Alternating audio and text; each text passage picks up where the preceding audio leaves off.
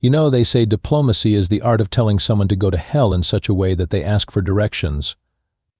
Well, Marcus Rodriguez was never much for art, but he was about to give a masterclass in creative problem-solving aboard the neutral space station Harmony's Rest. The annual Galactic Peace Summit was supposed to be a dignified affair. Representatives from dozens of species gathering to discuss trade agreements, territorial disputes, and who got to claim which star system had the best vacation spots. Instead, it had devolved into what Marcus liked to call a cosmic pissing contest with better catering. Ambassador Quillith of the Ethereal Collective was the worst offender. Picture a peacock that went to Harvard and never shut up about it. His iridescent feathers practically sparkled with superiority as he held court near the refreshment station, educating anyone within earshot about the refined sensibilities of his people. You see, Quillith was saying, his voice carrying that special tone reserved for explaining obvious things to very stupid children, we ethereals have evolved beyond such primitive indulgences. Our neural pathways are far too sophisticated for crude intoxicants. Captain Vex from the Crimson Dominion grunted his agreement. If Quillith was a pompous peacock, Vex was a battle-scarred rhinoceros wearing dress uniform. His scarred hide bore the marks of a dozen conflicts, and his idea of diplomacy involved flexing intimidatingly while discussing peace treaties. Agreed, Vex rumbled, his voice like gravel in a cement mixer. The Dominion breeds warriors, not weaklings who need liquid courage. Our Constitution can handle anything the galaxy throws at us. Counselor Nim from the Crystal Reef Alliance bobbed in his mobility tank, his translucent form rippling with what Marcus assumed was aquatic smugness. The guy looked like a jellyfish that had discovered philosophy and decided everyone else needed to hear about it. Such barbaric customs, Nim bubbled through his translation device. On my world, we achieve altered consciousness through meditation and harmonic resonance. Much more civilized than your human Firewater. Marcus had been trying to enjoy his coffee in peace, but apparently that was too much to ask. The three aliens had spent the better part of an hour taking turns explaining why humans were basically evolved cavemen with better technology. It was getting old fast. Firewater, Marcus repeated, setting down his mug with deliberate care. That's what you're calling it. Well, yes, Quillith preened.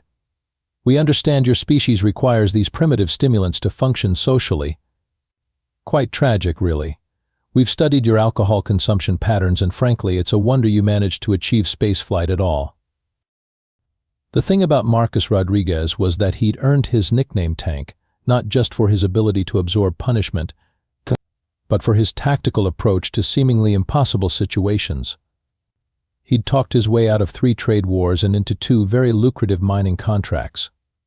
He knew when to retreat, when to advance, and when to deploy the nuclear option.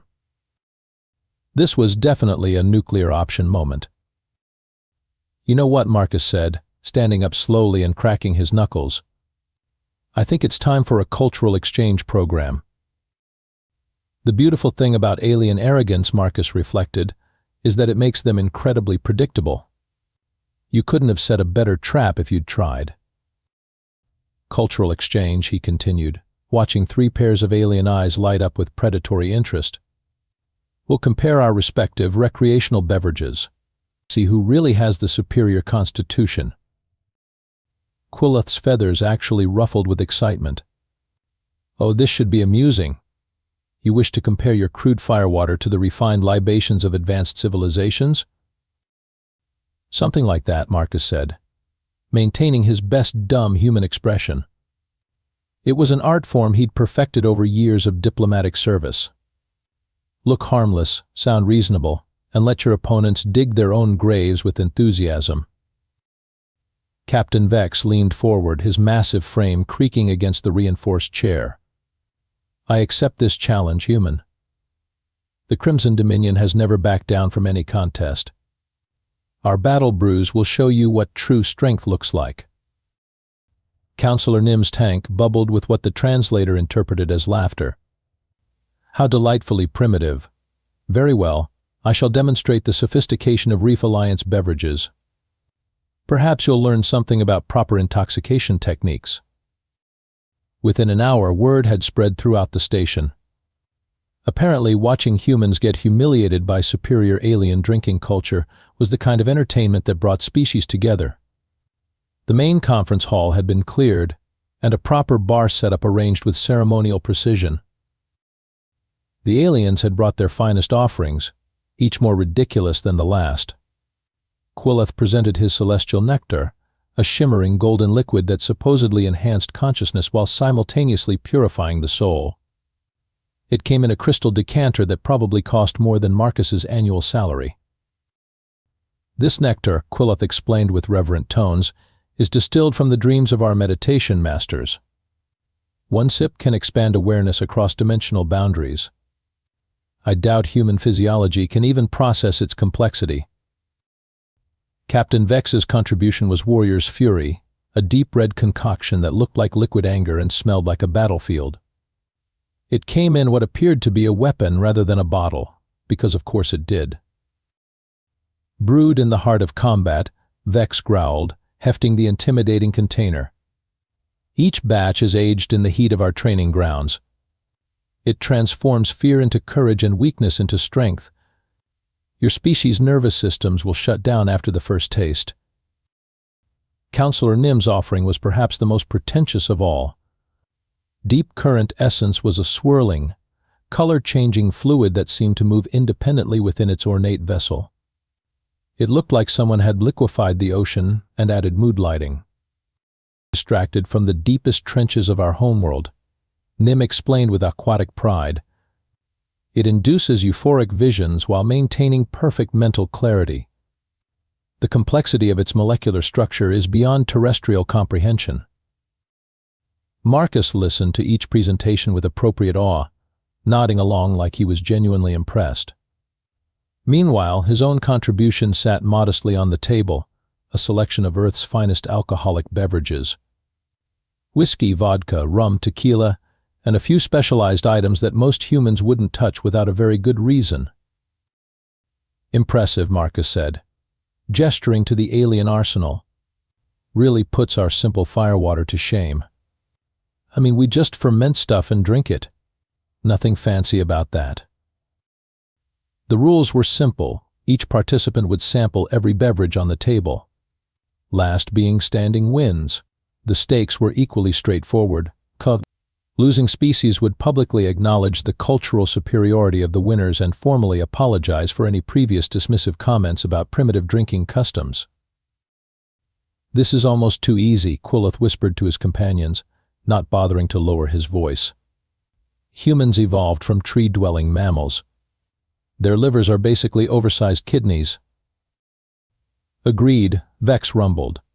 They'll be unconscious before we finish the first round. Nim's bubbling laughter filled his tank. I almost feel guilty about this. It's like challenging younglings to a swimming contest. Marcus just smiled and raised his glass. Well then, gentlemen, let's get this cultural exchange started. The first round began with all the ceremony of a state dinner and the underlying tension of a gladiatorial combat.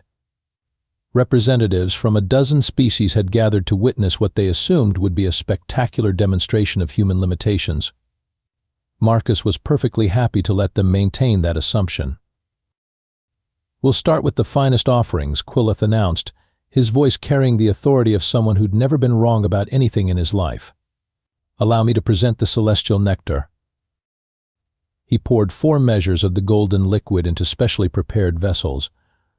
The nectar seemed to glow with its own inner light, casting ethereal shadows that danced across the table. Even the other aliens looked impressed, which was saying something.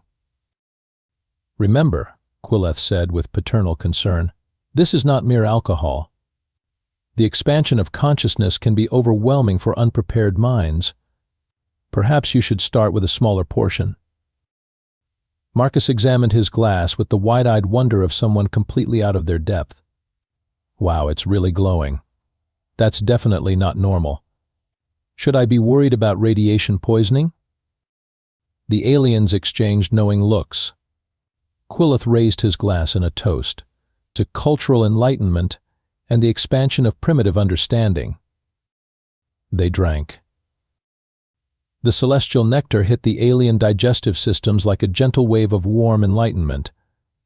Quilleth's feathers took on a subtle shimmer, Vex's scarred features relaxed into something approaching serenity, and Nim's translucent form began pulsing with soft colors. Marcus tossed back his portion like it was a shot of water and immediately reached for the bottle. Tastes like vanilla and regret. Can I have another? No there. The silence that followed was the kind you hear right before someone realizes they've made a terrible mistake. Quilleth's beak hung open in shock. The nectar was supposed to induce profound spiritual experiences, not casual beverage reviews. That is to say, Quilleth stammered, his feathers beginning to ruffle with concern. You should be experiencing dimensional awareness by now. Oh, I'm definitely aware of dimensions, Marcus said cheerfully, pouring himself another generous helping. Length, width, height, and the fourth dimension of how much I can drink without falling over. Speaking of which, shall we continue? Captain Vex stepped forward with his warrior's fury, though his confidence had taken a noticeable hit. The bottle made an ominous hissing sound as he opened it, and the red liquid seemed to bubble with barely contained aggression. This will test your true mettle, human, Vex growled, though he sounded like he was trying to convince himself as much as anyone else. Warrior's fury burns through weakness like plasma through hull plating. The second round was poured, and once again, the aliens prepared themselves for the spiritual journey ahead. Marcus held up his glass and examined the angry red liquid with scientific curiosity. It's moving, he observed. That's either really impressive or really concerning. Probably both. They drank. The warrior's fury lived up to its name, flooding the alien systems with aggressive energy and battle-ready intensity. Vex's chest swelled with pride, Quilleth's eyes took on a fierce gleam, and Nim's gentle floating became more agitated and purposeful.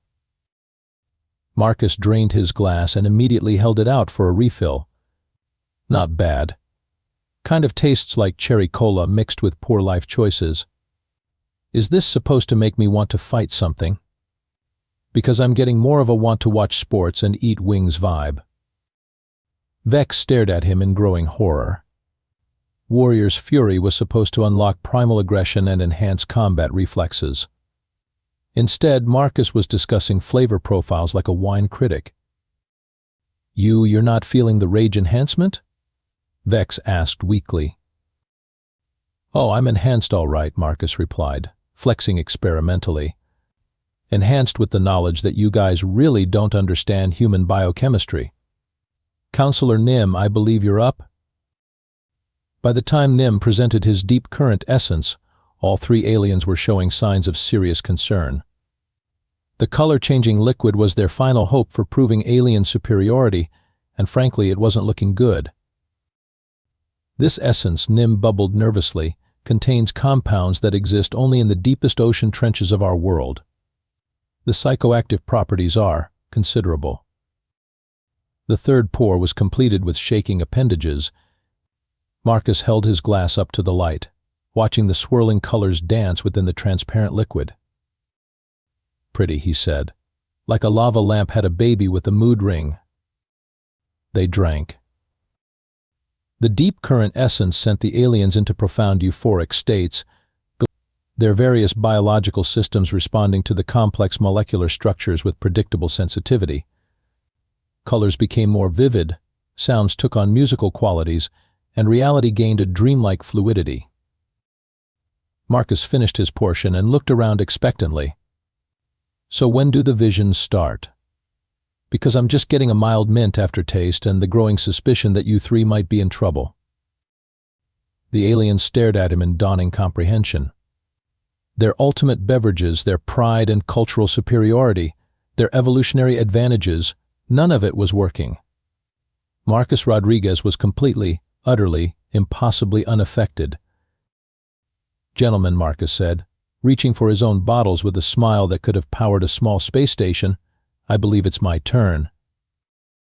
Now, Marcus had to admit, Watching three supremely confident aliens realize they might have bitten off more than they could chew was almost worth the diplomatic incident this was definitely going to cause. Almost, May. Since you've been so generous with your cultural offerings, Marcus said, selecting a bottle of what appeared to be simple earth beer, let me return the favor with some of our primitive human firewater. He held up the bottle like it was a museum piece, which, considering the alien perspective, it might as well have been. This is beer. We've been making it for about 10,000 years, give or take a few centuries. Nothing fancy, just fermented grain and hops. The kind of thing simple tree-dwelling mammals would drink. The aliens exchanged glances that were significantly less confident than they had been 10 minutes ago. Still, they were committed now. Their reputations, their species' dignity, and their rapidly deteriorating judgment were all on the line. Surely, Quillith said, his voice carrying just a hint of uncertainty, a simple fermented beverage cannot compare to our refined preparations. Marcus poured 4 equal measures of the amber liquid. It looked innocent enough, just sitting there being beer-colored and ordinary. The aliens examined their glasses with the careful attention of bomb disposal experts. Cheers, Marcus said simply. They drank. They drank. The beer hit the alien systems like a freight train carrying a cargo of bad decisions. Where their own beverages had been complex symphonies of molecular interaction, human alcohol was a sledgehammer to the cognitive processes. Simple, direct, and brutally effective. Quillith blinked several times, his feathers beginning to look distinctly ruffled. The burning sensation is quite unexpected.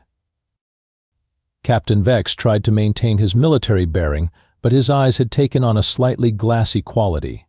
Strange. The ethanol concentration seems more potent than anticipated. Counselor Nim's graceful floating had become noticeably less graceful, more like a jellyfish caught in a washing machine. The molecular simplicity is surprisingly complex in its effects. Marcus finished his beer and set down the glass with satisfaction. Yeah, we humans learned a long time ago that sometimes the simple approach is the best approach. Speaking of which, he reached for a bottle of whiskey, the kind that came with warning labels in 12 languages and a small booklet explaining proper next-of-kin notification procedures. This is whiskey, Marcus announced, holding the bottle up to the light. Aged in charred oak barrels, distilled to perfection and guaranteed to put hair on your chest. Metaphorically speaking, I assume. The second pour was executed with ceremonial precision, though Marcus noticed that Quillith's hands were shaking slightly as he lifted his glass. The whiskey glowed amber in the station's artificial lighting, looking deceptively peaceful.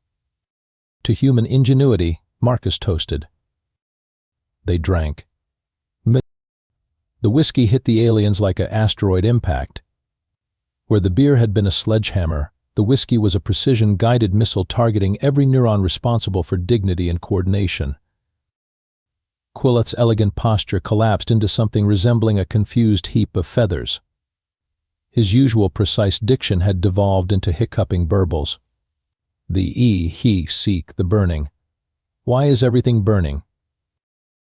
Captain Vex, warrior of 1,000 battles, was giggling. Actually giggling, like a schoolchild who'd just heard their first dirty joke. His massive frame shook with barely controlled mirth as he pointed at a potted plant in the corner. That fern looks like my sergeant.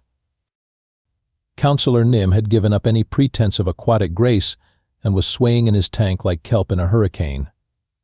His translation device was having trouble keeping up with the stream of bubbled commentary that seemed to consist mostly of oceanic profanity. Marcus poured himself another whiskey and watched the deterioration with professional interest.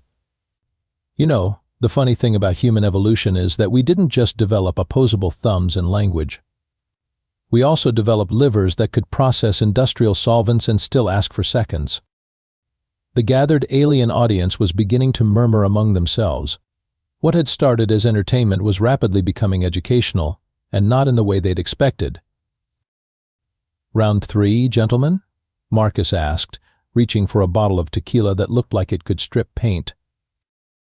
The three ambassadors looked at the bottle with the kind of expression usually reserved for viewing natural disasters or tax audits. But their pride, what remained of it, wouldn't let them back down now. "We accept your challenge," human Quillith managed, though his feathers were now sticking out in all directions like he'd been struck by lightning. Marcus smiled and began pouring. "Excellent. Because this is where things get really interesting." By the time Marcus reached for the tequila, the three alien ambassadors had crossed the line from diplomatically impaired to complete disaster in progress.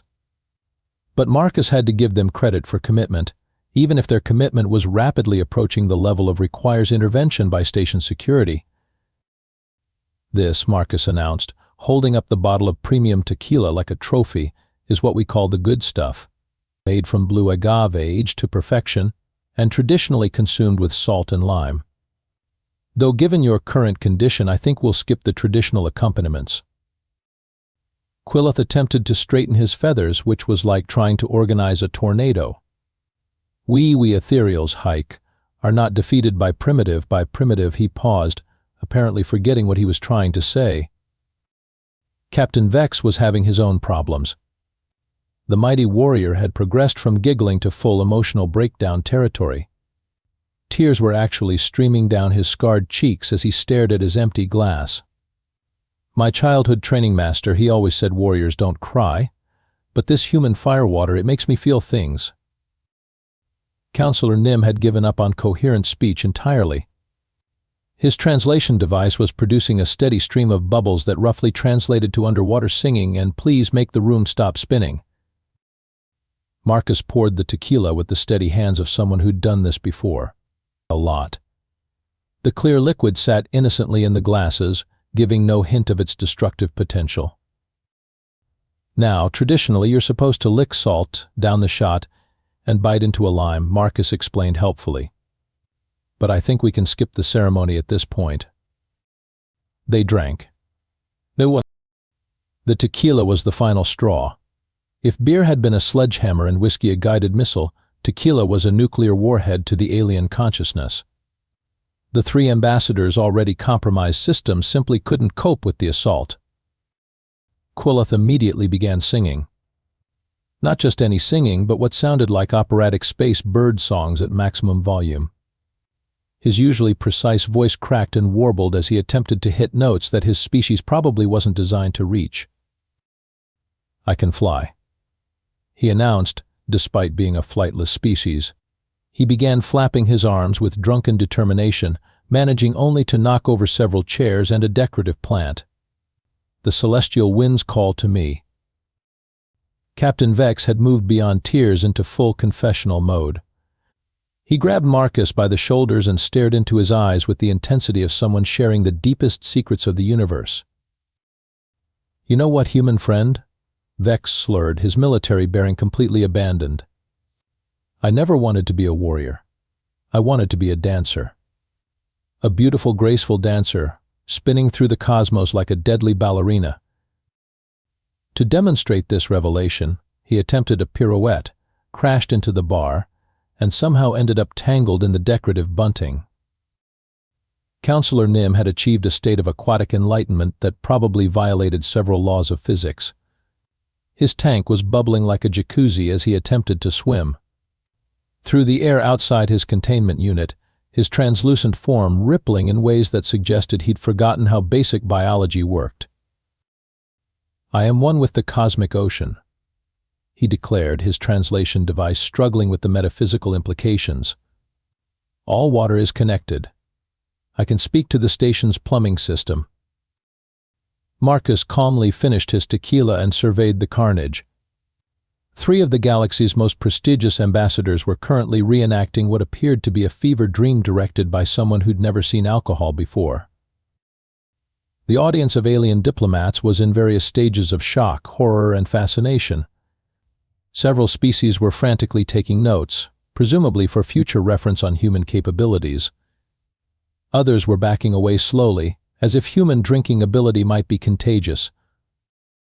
"You know."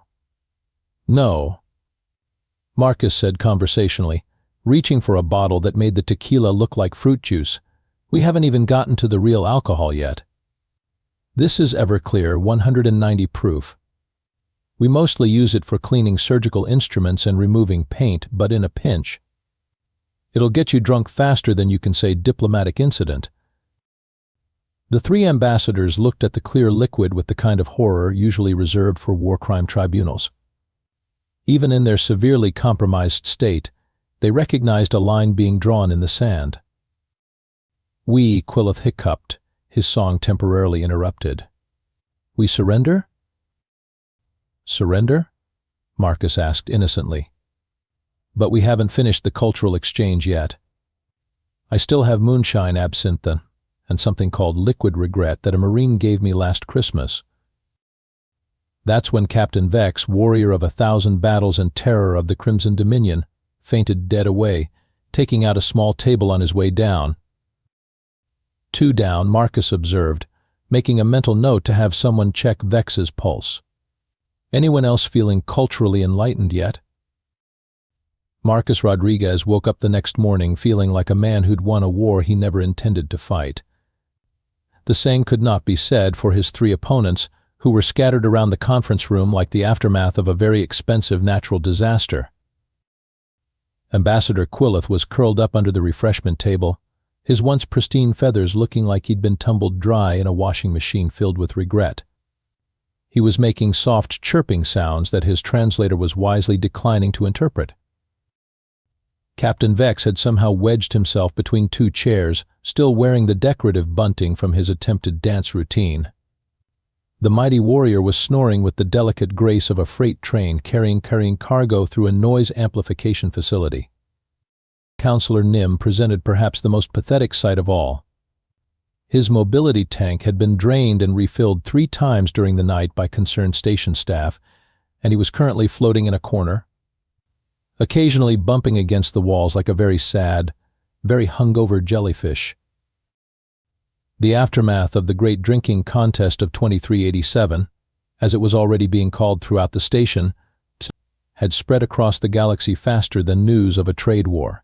Security footage of 3 prestigious ambassadors attempting to fly, dance, and commune with plumbing had become the most watched entertainment in galactic history. Marcus sipped his coffee and read the morning reports with professional interest.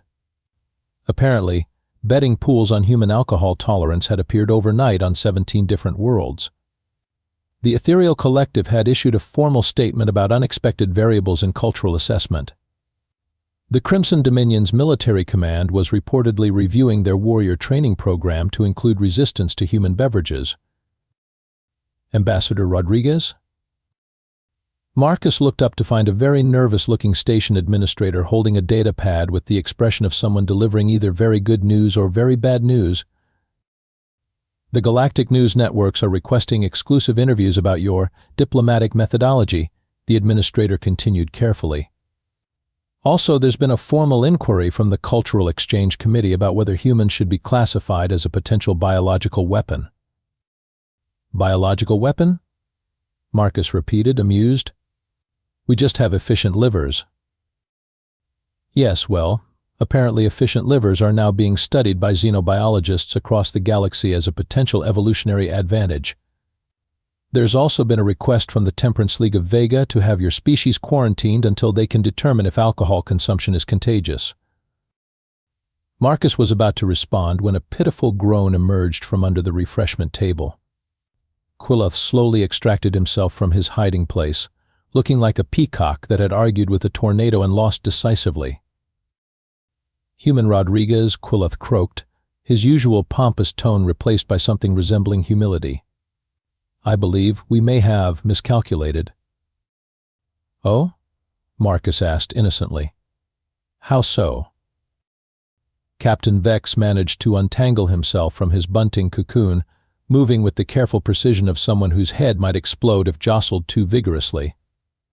Your species, he rumbled quietly, possesses capabilities we did not anticipate. Counselor Nim's translation device bubbled weakly. The complexity of human biochemistry requires reassessment. Marcus nodded thoughtfully. So you're saying that perhaps Earth's primitive drinking culture isn't quite as primitive as you initially assessed? The three ambassadors exchanged glances that could have powered a small shame-based energy reactor. We. Quillith began formally, his diplomatic training finally overriding his hangover. The representatives of the Ethereal Collective, Crimson Dominion, and Crystal Reef Alliance hereby formally acknowledge that we severely underestimated the cultural sophistication and biological capabilities of the human species. Furthermore, Captain Vex added, wincing at the sound of his own voice, we apologize for our dismissive comments regarding human customs and traditions. Additionally, Nim bubbled weakly, we recognize that perhaps evolutionary development cannot be measured solely by abstinence from fermented beverages. Marcus finished his coffee and stood up, brushing imaginary lint from his diplomatic uniform. Apology accepted, gentlemen. And for what it's worth, your various cultural beverages were quite interesting. The celestial nectar had a nice vanilla finish. As he headed for the door, Marcus paused and looked back at the three recovering ambassadors. Oh, and just so you know for future reference, he said with a grin, back on Earth I'm considered a lightweight. Our professional drinkers could probably handle your entire planetary alcohol reserves and still be sober enough to negotiate trade agreements. The silence that followed Marcus's exit was broken only by the sound of three alien ambassadors quietly contemplating the implications of a species that considered their representative a lightweight. Later that day, the Galactic Cultural Exchange Committee issued new guidelines for assessing human capabilities. Rule number 1. Never challenge a human to a drinking contest unless you're prepared to spend the night under a table, questioning your life choices and your species' place in the cosmic order. Marcus Rodriguez became something of a legend in diplomatic circles, known as the man who taught the galaxy that sometimes the best way to earn respect is to show your opponents exactly why underestimating humans is a bad idea. He never had to buy his own drinks at diplomatic functions again, though he noticed that alien ambassadors tended to switch to water whenever he entered a room. And that, as they say, is how humanity earned its place at the galactic table, one hangover at a time.